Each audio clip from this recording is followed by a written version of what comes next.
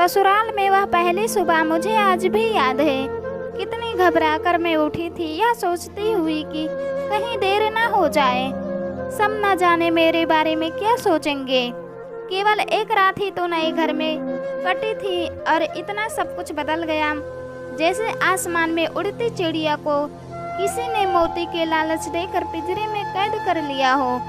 शुरू के कुछ दिन तो यूं ही गुजर गए। एक दिन हम बाहर घूमने गए।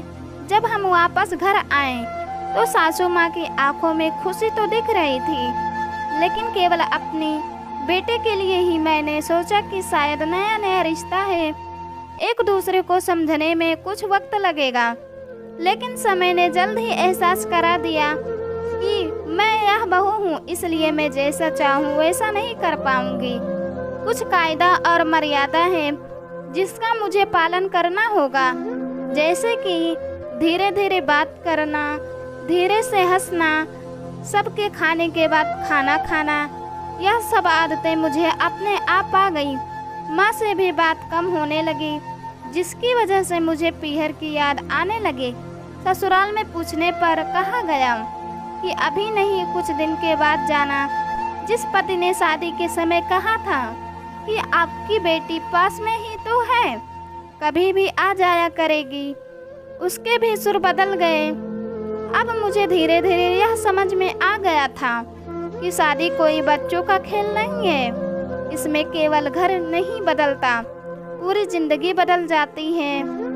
अब मैं कभी भी उठकर अपने पीहर नहीं जा सकती, यहाँ तक कि पीहर वालों को भी मुझसे मिलने के लिए पूछकर आना पड़ता है।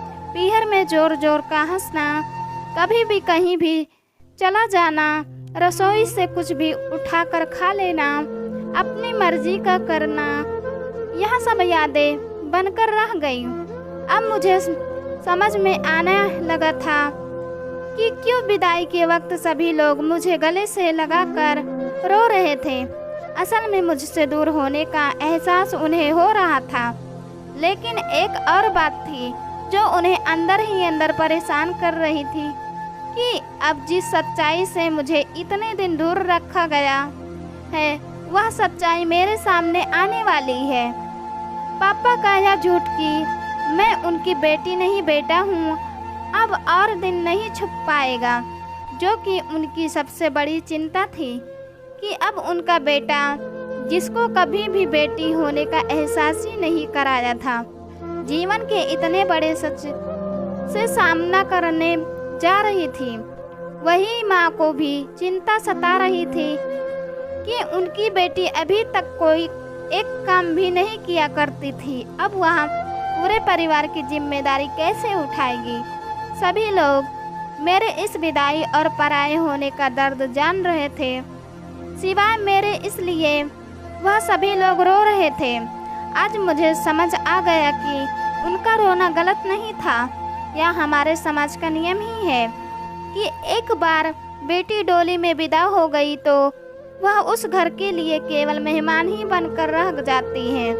फिर कोई चाहे कितना क्यों ना कह ले कि यह घर आज भी उसी का है।